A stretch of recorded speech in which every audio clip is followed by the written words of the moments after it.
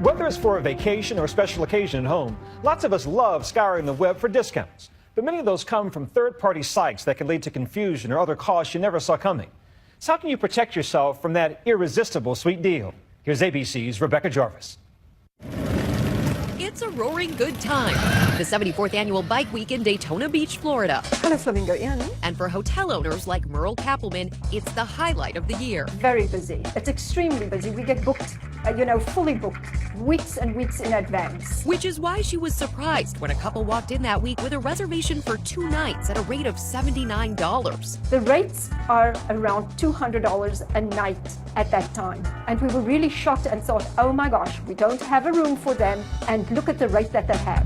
Kappelman owns the Flamingo Inn, a Daytona Beach mainstay for over 30 years. When she checked the couple's reservation, it showed that the room hadn't been booked with the hotel. It was reserved through reservationcounter.com, an online agency she had never heard of. After that, there were more people. 7 couples in all, including Kevin Childress and his wife, who drove all the way down from Baltimore, Maryland, expecting an oceanfront room and their own private hot tub. We don't have a room with a hot tub. We don't have a hot tub inside.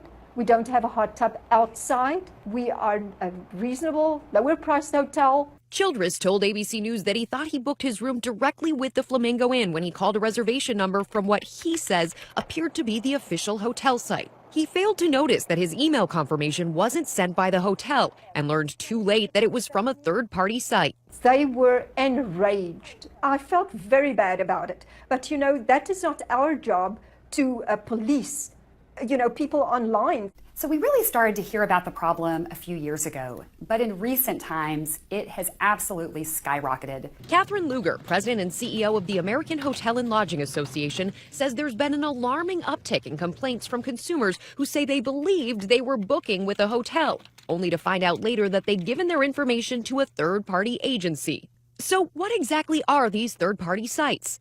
Today, 14% of all hotel rooms sold are booked online, amounting to about $23 billion a year. The majority of these rooms are reserved through online travel agencies like Expedia.com, Priceline.com, and Booking.com, which get their inventory from hotels and other resources. But there's also a second tier of booking sites affiliated with the big-name agencies, also offering hotel rooms for sale. And this is where Luger says we run into trouble.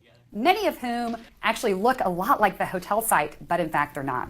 These third-party sites can show up in search results as paid ads, and when consumers book a room through these sites, often unwittingly, common complaints include confusing cancellation and refund policies, ignored requests for disabled or family accommodations, lost or misbooked reservations, which, it turns out, Kappelman says, was what happened to those guests at the Flamingo Inn. ReservationCounter.com says it experienced a system error that misdirected the Flamingo Inn bookings to a Quality Inn in North Carolina, stranding the customers. It was a mistake, a glitch in the system. They promised us that they have our problem solved, and I believe them. Customers have since been refunded. Kappelman points out that all the trouble could have been avoided if they had dealt with the hotel directly. But are consumers just being careless and naive in their web searches? So I'm going to try booking the Hilton in Providence by just doing a simple Google search. We searched for Providence Hilton reservations and came up with 3 websites: reservationdesk.com/Hilton, Hilton.reservationcounter.com,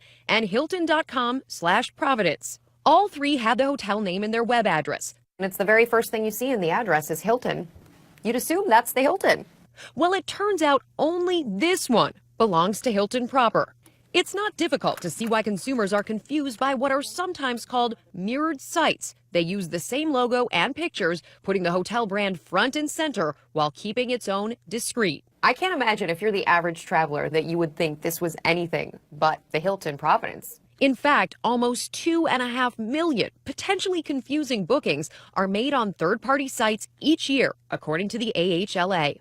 Debbie Greenspan, a frequent traveler and mother of 2, said she booked with a third-party site that not only charged her upfront for the wrong hotel, but refused her request for a refund. Like many before her, Greenspan called what she thought was a hotel's direct reservation line. And I specifically said, is this Marriott Reservation Center? And she said, this is reservations, I can help you. She booked the room, but when a schedule change forced her to call the hotel to cancel, They couldn't find my reservation. She said I never booked it with them, and I didn't book it with Marriott Reservations either. Marriott told Greenspan under the circumstances they would have refunded her money immediately. But because she didn't book with them directly, there was nothing they could do. I feel like it was a bait and switch. And I think that if I'm fooled, the average consumer just doesn't even stand a chance. We tracked down the folks behind ReservationCounter.com and ReservationDesk.com. Those sites that have pages that seemingly so closely resemble official hotel sites, to ask them if their site design was deliberate, if they're trying to pass themselves off as official hotel sites. Daniel Nelson, the CEO of TravelPass, the company that owns and operates ReservationCounter.com and ReservationDesk.com, tells ABC News that it is not their intent to mislead the customer. The goal of the sites is to make prominent the customer's hotel choice. In other words, he says, if I'm selling a Lexus and you tell me you want a Lexus, why would I show you a Honda? None of this is illegal. And according to Nelson, his company books millions of rooms per year, with customer complaints measuring 0.003% of all processed transactions. Our goal is to respond to and close all complaints within 24 hours.